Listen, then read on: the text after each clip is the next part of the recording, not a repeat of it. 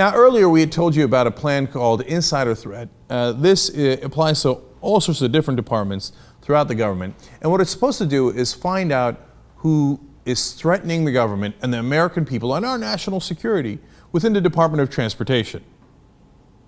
Now, it's not just the Defense Department, it's not just the CIA, it's not just the NSA, Department of Agriculture, etc. This is insanity, right? And then they have specific programs within the insider threat, including, of course, the overall program and then Cyber Awareness Challenge. And they're going to explain to you what the Cyber Awareness Challenge is in a second. It's supposed to weed out high threats. There's a lot of threats here, and you really need to be aware.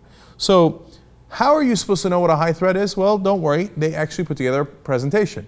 But here's what they screwed up. They forgot to classify it. I don't know. Maybe they thought, well, if I'm going to give it to the Department of Housing and Urban Development, I can't really have it classified. So I don't know why it's unclassified, but it is, so we know what's in it.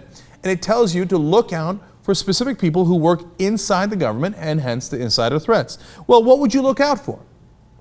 If they're actually taking action, going to parts of the computer that they're not, and the files that they're not supposed to, well, that would make sense, right? You don't want them accessing files that they don't have, clearance for. No, you're not supposed to look out for that. You're supposed to look out for, apparently, if they frequently visit family abroad, if they might have money trouble.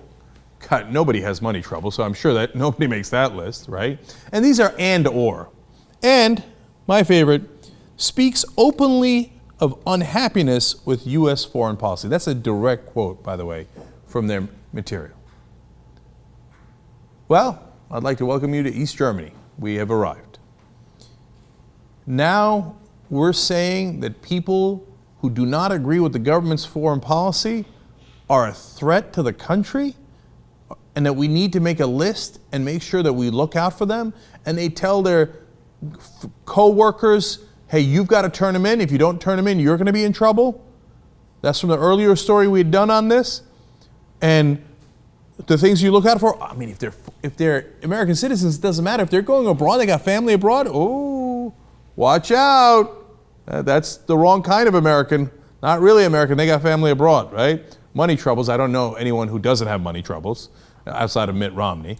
And then, if you disagree with the government, you go on a list. You go on the insider threat list. Well, it's okay because they talked to Lieutenant Colonel Damian Pickard, Pentagon spokesperson, and I'm sure that he's going to clarify this and put our mind at ease. Well, here's what he said. When considering personnel for a position of trust that requires a security clearance, there are many potential indicators that must be considered when evaluating for insider threat concerns. The department takes these variables into consideration based on past examples of personnel who engage in spying or treasonous acts. Yes, the program absolutely exists. Yes, the list is accurate. Yes, we do look for insider threats for people who might commit treasonous acts. So now, if you disagree with the government, you can go on a list for people who are possibly treasonous. Papers! Welcome to East Germany. This is the American government that says if you dare disagree with our foreign policy in a democracy, we're going to put your name on a list of a possible threat, a possible traitor, guy who might commit treason, let alone the other atrocious parts of why you get on the list. And then we all keep lists on one another. This isn't the America I knew and loved.